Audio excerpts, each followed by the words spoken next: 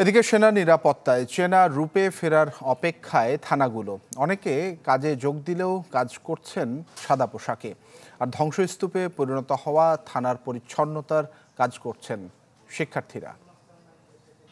100 গ্রাম রাঁধুনি হলুদ বা মরিচের গুঁড়ার সাথে 2টি এবং 200 গ্রামের সাথে 4টি রাঁধুনি স্বাদ মিশালি ফ্রি। রাজধানীর শাহবাগ থানা। সেনা নিরাপত্তা বলয় থাকলেও সিভিল পোশাকে থানায় অবস্থান পুলিশ সদস্যদের। সবার চোখে মুখে উদ্বেগ আর আতঙ্ক। থমথমে পরিস্থিতিতে মনোবল বাড়িয়ে কাজে ফিরল ইউনিফর্ম পরতে এখনও ভয়ে অনেকে। চাকরি বাঁচাতে থানায় হাজিরা দিয়ে সময় কাটছে তাদের। বলছেন বিগত দিনের শিক্ষা কাজে লাগাবেন তারা। আসলে আমরা বিগত দিনের অভিজ্ঞতা থেকে শিক্ষা নিয়ে আগামী দিনে সত্যিকার অর্থে জনগণের পুলিশ হওয়ার জন্য চেষ্টা করতেছি। সেবা নিতে আসা কয়েকজন জানান স্বস্তির কথা, চান এতদিনের ভোগান্তির অবসান। থানার কার্যক্রম, প্রশাসনিক কার্যক্রম সবকিছু যাতে সুন্দর পায়, ওই জিনিসটাই আশাবাদ। থানাটা যে কতটুকু নিরাপত্তা দেয় আমাদের এখন বুঝি আমরা। গত 4-5 দিনে এটা আমরা বুঝতে পারছি।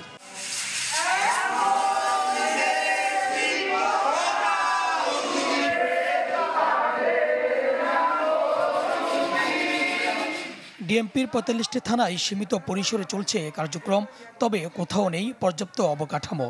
সংস্কার কাজে সহায়তা করছেন শিক্ষার্থীরা। পুলিশ না থাকার কারণে অনেক সমস্যাই হইতেছে।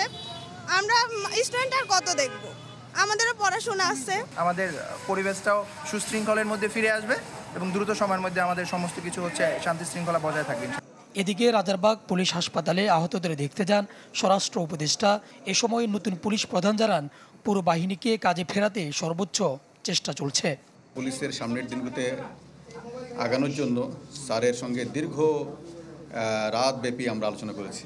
আমরা আজকে থেকে ইতিমধ্যে কিন্তু একটা কাজ করেছি যে ওই ভিআইপি রোডের ইন্টার কন্টেনার থেকে জাহাঙ্গীর গেট পর্যন্ত এটা আমরা চালু করেছি এবং এটাকে বেশি করে ফোর্স দিয়ে, বেশি করে ট্রাফিক পুলিশ দিয়ে এনফোর্সমেন্টের কাজ করতেছি।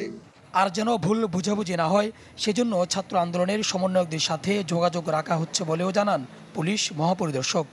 এবং কোনো যেন ভুল বোঝাবুঝি না হয়, সমন্বয়ক যারা আছে, ছাত্র সমন্বয়ক, তাদের সঙ্গে কন্টিনিউয়াস আমাদের যোগাযোগ আছে।